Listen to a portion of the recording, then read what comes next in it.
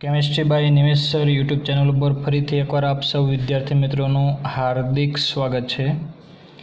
आजनो topic है आपणो activation energy, जेने गुजराती में शुं कहेवाय सक्रियकरण ऊर्जा। बराबर। एक्टिवेशन एनर्जी मतलब आपणे शुं करवानुं छे, प्रक्रियकने निपजमां फरवा माटे एक्टिवेट करवानो छे। बराबर। एना माटे जे ऊर्जा आपी आपणे एने शुं कहेवाय, एक्टिवेशन एनर्जी। बराबर। तो आपणे आ थियरी पछी आर्हेनियस समीकरण जेने सक्रियकरण ऊर्जा અને વેગ વચ્ચેનો સંબંધ આપ્યો તે જોવાનું છે। બરાબર। અત્યારે આપણે ગ્રાફ માટે જોઈએ, એ ઇટ ગિવ્સ બી પ્રક્રિયા આપેલી હોય। બરાબર। એ ઇટ ગિવ્સ બી પ્રક્રિયા માટે આપણે માત્ર અત્યારે કઈ પ્રક્રિયાની વાત કરીએ છીએ, પ્રક્રિયકમાંથી નિપજ બને છે તે, મતલબ રિવર્સિબલ પ્રક્રિયા માટે નથી। બરાબર। તો આવી પ્રક્રિયા દરમિયાન આપણે જોઈએ सक्रियकरण ऊर्जा कई रीते आधारित है। ओके, तो ग्राफ दौरी आपणे। बराबर। बे प्रक्रिया माटे दौरवानुं छे। पहेला आपणे दौरीए उष्मा शोषक प्रक्रिया माटे, એટલે હું લખી દઉં उष्मा शोषक प्रक्रिया माटे। उष्मा शोषक प्रक्रिया माटे। बराबर। चलो, प्रक्रिया दरमियान तमे ए प्रक्रियक तरीके लीधो छे। बराबर। आमां आपणे एक्स अक्ष पर शुं लेवानुं छे, रिएक्शन प्रोग्रेस, એટલે લખું છું रिएक्शन प्रोग्रेस, એટલે કે ए इट गिव्स बी मतलब प्रक्रियकमांथी निपजमां जे रूपांतर पामे छे ते, અને वाय एक्सिस पर आवशे ऊर्जा, एनर्जी। बराबर। એટલે લખી દઈએ આપણે એનર્જી, ENERGY, એનર્જી। बराबर। હવે તમે પ્રક્રિયક લીધો છે, કોઈ પણ પદાર્થ કે જે દળ ધરાવે એટલે એના માટે કાંઈક તો એની પાસે ઊર્જા હશે જ। એટલે માની લઈએ કે આપણે અહીંયા સુધી, એટલે કે પ્રક્રિયક એ, તો એની ઊર્જાને આપણે કહી દઈએ કે E of R, એટલે કે reactant energy, ER reactant energy. બરાબર। ત્યારબાદ મેક્સિમમ એનર્જી અહીંથી, જેને કહેવાય થ્રેશોલ્ડ એનર્જી। શું કહેવાય? થ્રેશોલ્ડ એનર્જી, એટલે કે થ્રેશોલ્ડ ઊર્જા, અથવા એને કહેવાય દહેલી ઊર્જા। બરાબર।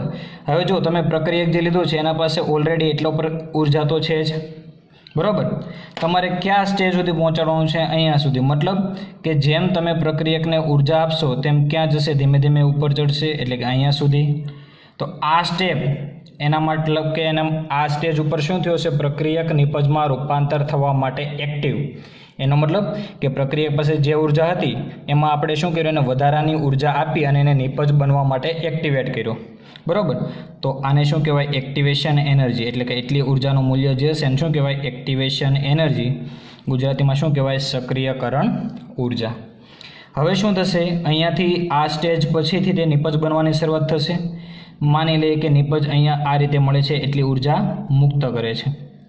બરાબર। તો આ તમારું શું થયું, પ્રોડક્ટ બી। બરાબર। ઓકે, હવે આપણે કોઈ ઉદાહરણ દ્વારા સમજીએ કે માની લઈએ કે આપણે પ્રક્રિયકને એક્ટિવેટેડ સ્ટેજ સુધી પહોંચવા માટે આપણે એને 70 જૂલ ઊર્જા આપી। કેટલી?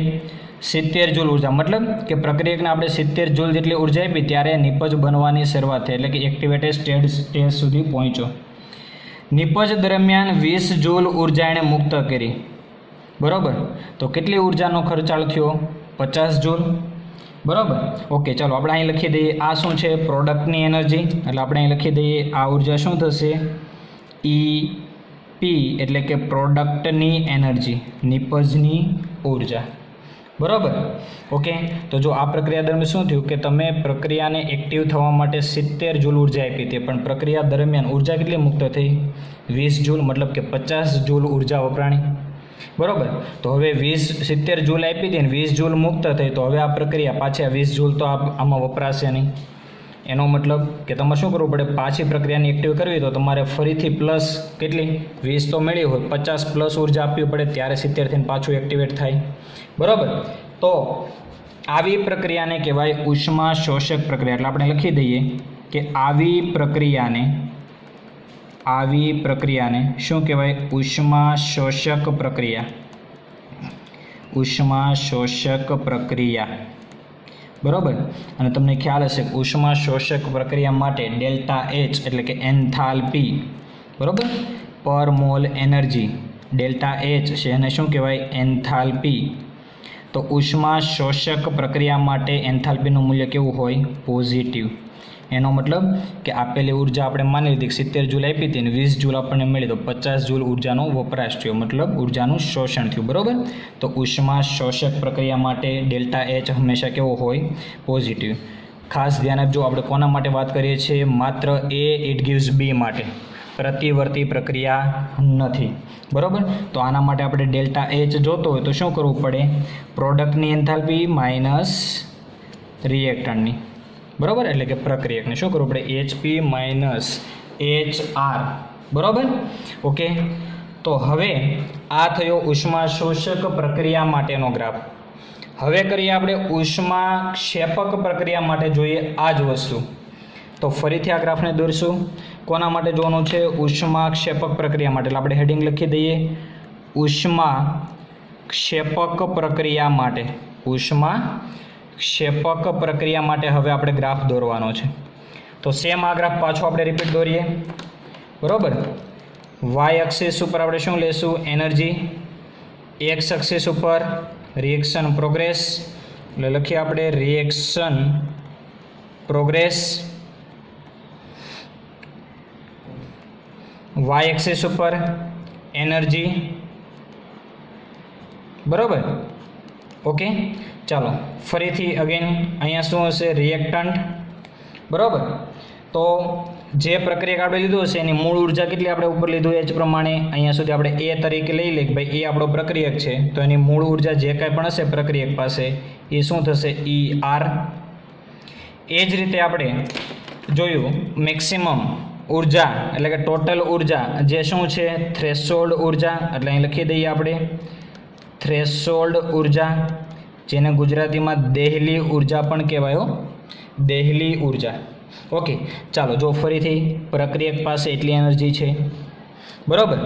હવે જ્યારે તમે એને ઉર્જા આપશો ત્યારે શું થશે એક્ટિવેટ થશે નિપજ બનાવવા માટે એટલે કે તેના એક્ટિવેટેડ સ્ટેજ સુધી પહોંચશે। તો આ એટલી જે ઉર્જા આપી એને શું કહેવાશે પાછું એક્ટિવેશન એનર્જી બરાબર ઓકે।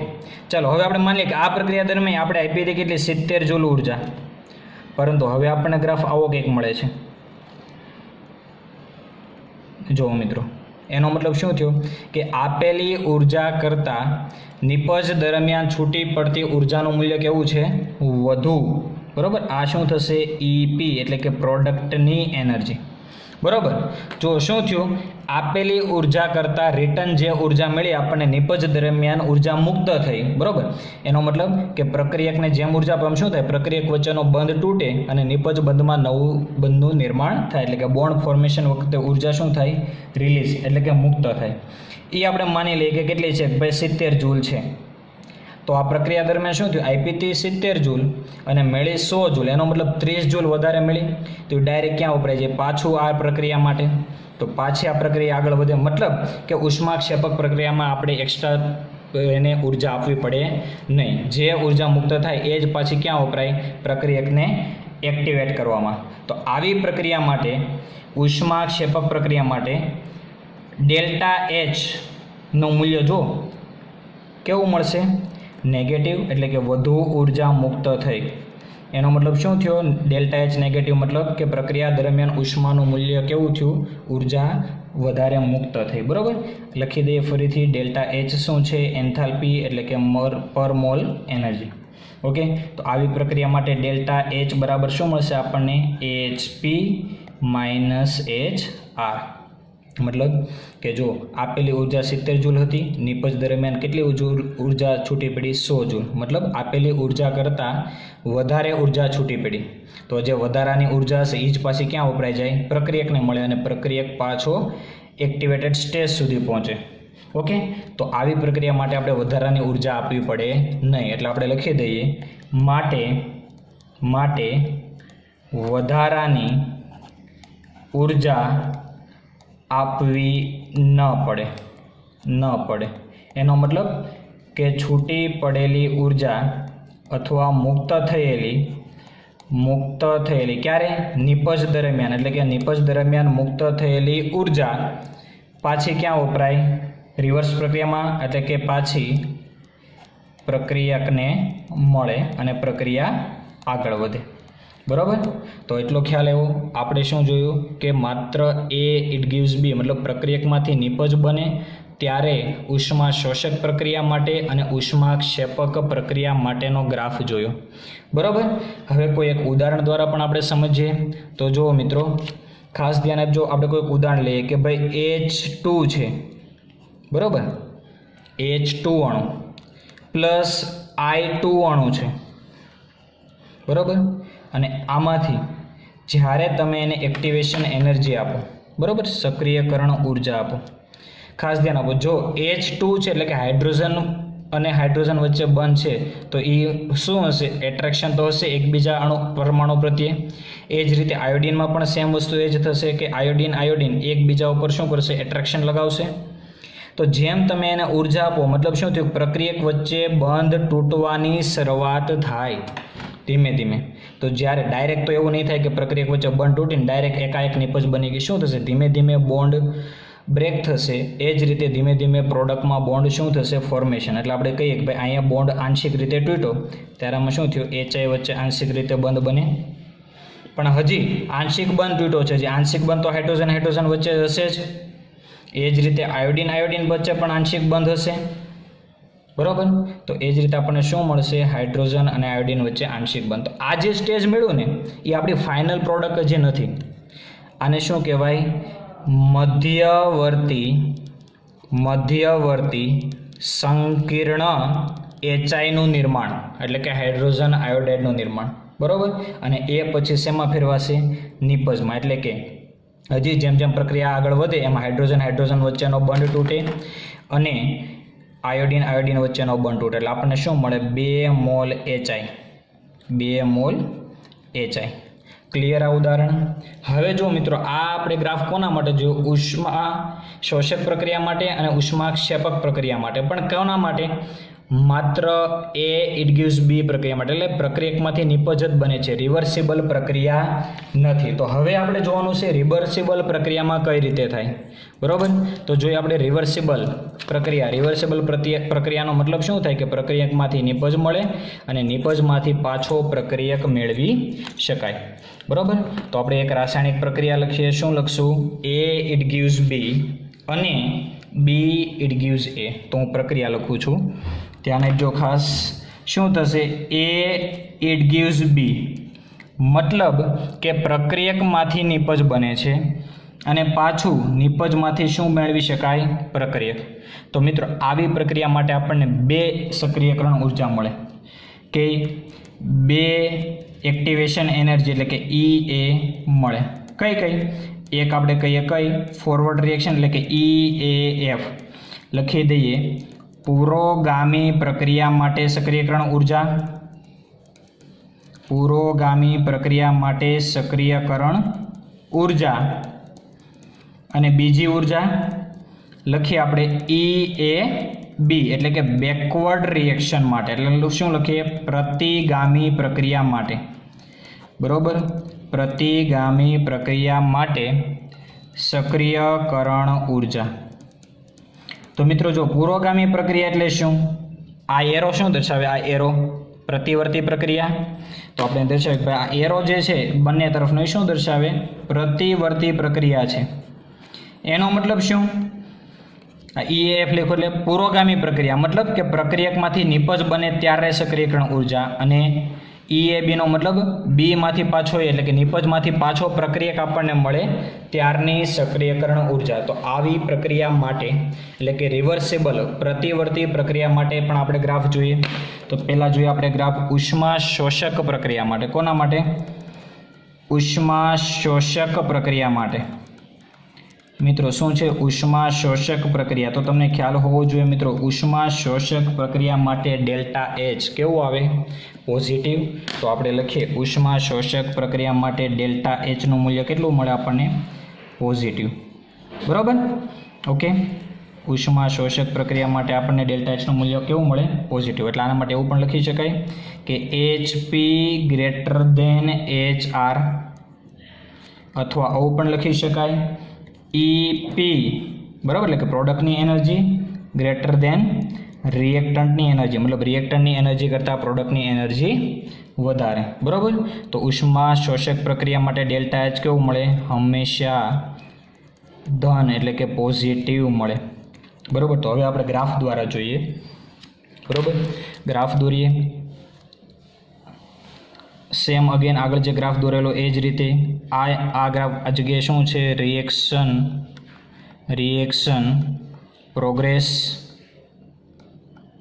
બરાબર. વાય એક્સિસ ઉપર શું હશે? એનર્જી, એટલે લખીએ ENERGY, energy. Okay. Same again પાછું પ્રક્રિયક આપણે જે લીધો હશે એની પાસે મૂળ તો કંઈક ઉર્જા હશે જ, તો આપણે લઈ લઈએ કે ભાઈ એ છે, જેની ઉર્જા આપણે કેટલી દર્શાવીશું? ER, એટલે કે રિએક્ટન્ટની એનર્જી, બરાબર. મહત્તમ ઉર્જા એટલે કે ટોટલ ઉર્જા, થ્રેશોલ્ડ ઉર્જા, બરાબર, જેને આપણે લખી દઈએ થ્રેશોલ્ડ ઉર્જા, બરાબર. તો હવે પ્રક્રિયકની ઉર્જા તો ઓલરેડી એટલી છે જ એની પાસે, બરાબર. હવે જ્યારે એને તમે ઉર્જા આપો એટલે શું થશે? એક્ટિવેટ થશે નિપજ બનાવવા માટે, બરાબર. એટલે કે શું થયું? પ્રક્રિયકમાંથી શું બનવાની શરૂઆત થશે? નિપજ, એટલે કે તેને શું કહેવાય? Forward reaction. એટલે આ જે ઉર્જાનું મૂલ્ય મળ્યું તમને, આ જે ઉર્જા આપણે આપવી પડી એને શું કહીશું? EAF, મતલબ ફોરવર્ડ રિએક્શન માટે આપવી પડતી ઉર્જા, સક્રિયકરણ ઉર્જા. હવે જો મિત્રો સમજો કે આપણને ગ્રાફ આવો મળે છે. ઉષ્મા શોષક પ્રક્રિયા માટે આપણને આ રીતે મળે છે. અહીંયા શું છે? તમારી નિપજ B, બરાબર. તો આની શું થશે? ટોટલ ઉર્જા કઈ? EP, એટલે કે પ્રોડક્ટની એનર્જી. તો જો પ્રક્રિયકની એનર્જી કરતાં પ્રોડક્ટની એનર્જી કેવી છે? વધારે. પણ જો આ તમે સક્રિયકરણ ઉર્જા જે આપી, બરાબર, એના કરતાં નિપજ જ્યારે બને ત્યારે ઉર્જાનું મૂલ્ય કેવું થઈ છે? બરાબર, ઓછું. તો હવે આ ઉર્જાને શું કહીશું આપણે? EAF, એટલે કે ફોરવર્ડ એનર્જી. મતલબ કે આપણે ઉર્જાનું મૂલ્ય કેટલું આપવું પડ્યું? EAF જેટલું, બરાબર, ફોરવર્ડ રિએક્શન માટે. હવે આ જ પ્રક્રિયા માટે બેકવર્ડ રિએક્શન કરવું હોય મારે, એટલે કે નિપજમાંથી પાછું પ્રક્રિયક. શું કરવું છે મારે? પાછું નિપજમાંથી પાછું પ્રક્રિયક, બરાબર. તો હવે જો હું એટલો જ આગળ વધ્યું છે અહીંથી, પ્રક્રિયક અહીંયા સુધી હતો, ત્યાંથી નિપજ. તો હવે મારે પાછું નિપજમાંથી પ્રક્રિયક બનાવો, મારે કેટલી એને એટલી જ ઉર્જા આપવી પડે, EAB. તો જો સીધી વસ્તુ તમને નરી આંખે દેખાય જ છે, શું કે આપવી પડતી ફોરવર્ડ રિએક્શન માટે જે કંઈ પણ ઉર્જા આપવી પડી એના કરતાં બેકવર્ડ રિએક્શન માટે, એટલે કે પ્રતિગામી પ્રક્રિયા માટે આપવી પડતી ઉર્જાનું મૂલ્ય કેવું છે? ઓછું, બરાબર. એટલે અહીં હું લખી દઉં EAB શું છે? પ્રતિગામી પ્રક્રિયા માટે આપવી પડતી ઉર્જા, બરાબર, એટલે કે એક્ટિવેશન એનર્જી. તો જો આના ઉપરથી તમને ખ્યાલ આવે કે ફોરવર્ડ રિએક્શન કરતાં બેકવર્ડ રિએક્શનની ઉર્જા કેવી છે? ઓછી. તો આના માટે આવું લખી શકાય EAF, એટલે કે forward energy is greater than backward energy, એટલે કે EAB. મતલબ કે બેકવર્ડ રિએક્શન માટેની ઉર્જા કરતાં ફોરવર્ડ રિએક્શન માટે આપવી પડતી ઉર્જાનું મૂલ્ય કેવું છે? વધુ. તો આના માટે એન્થાલ્પી બરાબર આપણે શું લખી શકીએ? ડેલ્ટા H બરાબર EAF માઇનસ EAB. તો આવી પ્રક્રિયા માટે મિત્રો ડેલ્ટા Hનું મૂલ્ય આપણને કેવું મળે? પોઝિટિવ, બરાબર. ખ્યાલ આવ્યો દરેક મિત્રોને? ઓકે, ચાલો હવે આ આપણે કોને માટે જોયું? ઉષ્મા શોષક પ્રક્રિયા માટે. ઇંગ્લિશમાં દરેકને ખ્યાલ જ હશે. ઉષ્મા શોષક પ્રક્રિયાને શું કહેવાય? Endothermic reaction. લખી પણ દઈએ આપણે એન્ડોથર્મિક રિએક્શન, બરાબર, ઉષ્મા શોષક પ્રક્રિયા. અને હવે આપણે કોના માટે વાત કરવાની છે? ઉષ્મા ક્ષેપક પ્રક્રિયા માટે. એટલે આપણે લખી દઈએ ઉષ્મા ક્ષેપક પ્રક્રિયા માટે હવે ગ્રાફ દોરવાનો છે. ઉષ્મા ક્ષેપક પ્રક્રિયા માટે, જેને ઇંગ્લિશમાં શું કહેવાશે? એક્ઝોથર્મિક. એટલે આપણે લખી દઈએ ઇંગ્લિશમાં શું કહેવાશે? એક્ઝોથર્મિક રિએક્શન, બરાબર. તો આપણે આવી પ્રક્રિયા માટે હવે ગ્રાફ દોરવાનો છે. જો મિત્રો, ઉષ્મા શોષક પ્રક્રિયા માટે પ્રતિવર્તી પ્રક્રિયામાં ડેલ્ટા એચનું મૂલ્ય કેવું હતું? પોઝિટિવ. તો ઉષ્મા ક્ષેપક પ્રક્રિયા માટે ડેલ્ટા એચનું મૂલ્ય કેવું મળે? નેગેટિવ. તો આના ઉપરથી તમને શું ખ્યાલ આવવો જોઈએ કે પ્રક્રિયકને આપવી પડતી ઉર્જા હોય એના કરતાં, બરાબર, એટલે કે ફોરવર્ડ રિએક્શન કરતાં બેકવર્ડ રિએક્શનમાં ઉર્જાનું મૂલ્ય પ્લસ આપવું પડતું હોય. બરાબર. ચાલો તો આપણે ગ્રાફ દ્વારા દોરીએ એટલે વિશેષ ખ્યાલ આવે તમને. આના માટે પણ ગ્રાફ દોરીએ. વાય એક્સિસ, એક્સ એક્સિસ ઉપર શું લેવાનું છે? રિએક્શન પ્રોગ્રેસ, એટલે કે પ્રક્રિયકમાંથી જે નિપજ બનવાની પ્રક્રિયા છે તે રિએક્શન પ્રોગ્રેસ. ઓકે, ચાલો વાય એક્સિસ ઉપર શું લઈશું આપણે? એનર્જી, એટલે લખી દઈએ એનર્જી. સેમ અગેન વસ્તુ, જે આપણે પ્રક્રિયક લીધો હશે એ, ત્યારે જે કાંઈ પણ ઉર્જા હશે એને આપણે શું કહીશું? ER, એટલે કે રિએક્ટન્ટની એનર્જી. બરાબર. મહત્તમ ઉર્જા જે આપણે દોરીએ તેને શું કહીશું? થ્રેશોલ્ડ ઉર્જા, અથવા બીજું શું કહેવાશે એને? દેહલી ઉર્જા. બરાબર. થ્રેશોલ્ડ એનર્જી એટલે કે થ્રેશોલ્ડ ઉર્જા. હવે જો અગેન વસ્તુ, પ્રક્રિયક માટે એટલી એનર્જી તો હતી, જેને શું કહેવાય? ER. બરાબર. હવે તમે શું કરો છો? પાછી એને ઉર્જા આપો છો, એટલે કે નિપજ બનાવવા માટે એક્ટિવેટ કરો છો. તો તમારે એટલી ઉર્જાનું મૂલ્ય એને આપવું પડશે. એટલી ઉર્જાનું મૂલ્ય આપ્યું, તો આ ઉર્જાનું મૂલ્ય તમે જે આપ્યું એને શું કહેશો? અગેન પ્રક્રિયકમાંથી નિપજ બને છે, એટલે કે ફોરવર્ડ રિએક્શન. તો શું લખીશું આપણે? EAF, એટલે કે ફોરવર્ડ રિએક્શન માટે આપવી પડતી ઉર્જા. બરાબર. ચાલો હવે માની લો કે આ ગ્રાફ તમને આ રીતે મળે છે. જો આ રીતે મિત્રો, એનો મતલબ શું થયો? કે આપવી પડતી ઉર્જાના મૂલ્ય કરતાં છૂટી પડતી, એટલે કે મુક્ત થતી ઉર્જાનું મૂલ્ય વધારે છે. શું છે? મુક્ત થતી ઉર્જાનું મૂલ્ય વધારે. આને શું કહીશું? E product. બરાબર. ચાલો, એટલી વસ્તુ ક્લિયર થઈ ગઈ. તો હવે આ કોના માટે થયું? ફોરવર્ડ રિએક્શન માટે, એટલે કે પ્રક્રિયકને ઉર્જા આપી, એક્ટિવેટ થયો નિપજ બનાવવા માટે, ત્યારે એટલી ઉર્જાનું મુક્ત કરી. તો આના ઉપર તમને શું ખ્યાલ આવે કે જો પ્રક્રિયકની ઉર્જા કરતાં નિપજની ઉર્જાના મૂલ્યમાં જે કંઈ પણ ચેન્જ છે. પણ હવે આને આપણે જ્યારે બેકવર્ડ રિએક્શન કરવી હોય ત્યારે તમારે શું કરવું પડે? જો પ્રક્રિયકને નિપજમાં ફેરવવા એટલી ઉર્જા આપી હતી અહીંયા સુધીની, આ બંને વચ્ચેનો ગેપ. પણ જ્યારે પાછી નિપજને પ્રક્રિયકમાં ફેરવવું ત્યારે જો આની ફોરવર્ડ રિએક્શનની સરખામણીમાં ઉર્જા કેવી આપવી પડશે? વધારે. એટલે અહીં લખી દઉં, આ જે કાંઈ પણ ઉર્જાનું મૂલ્ય છે તેને શું કહેવાશે? EAB, એટલે કે બેકવર્ડ રિએક્શન માટેની ઉર્જા. હું અહીંયાથી અહીંયા સુધીની એને ઉર્જા આપીશ, અહીંયા સુધીની, અહીંથી લઈને એટલો ભાગ, ત્યારે પાછું પ્રક્રિયકમાં પરિણમવા શરૂઆત થશે. બરાબર. તો આવી પ્રક્રિયા માટે તમે એવું લખી શકો કે જો શું ખ્યાલ આવે છે? EAB, એટલે કે બેકવર્ડ રિએક્શન માટે આપવી પડતી ઉર્જાનું મૂલ્ય એ ફોરવર્ડ રિએક્શન માટે આપવી પડતી ઉર્જાના મૂલ્ય કરતાં કેવું છે? વધુ. એટલે કે EAB is greater than EAF. મતલબ કે EAB એટલે આપણે શું લખીએ? પ્રતિગામી પ્રક્રિયા. બરાબર. એટલે કે નિપજમાંથી પ્રક્રિયક. અને EAF એટલે પ્રક્રિયકમાંથી નિપજ. પ્રક્રિયકમાંથી નિપજ બને ત્યારે, એટલે કે એને શું કહેવાશે?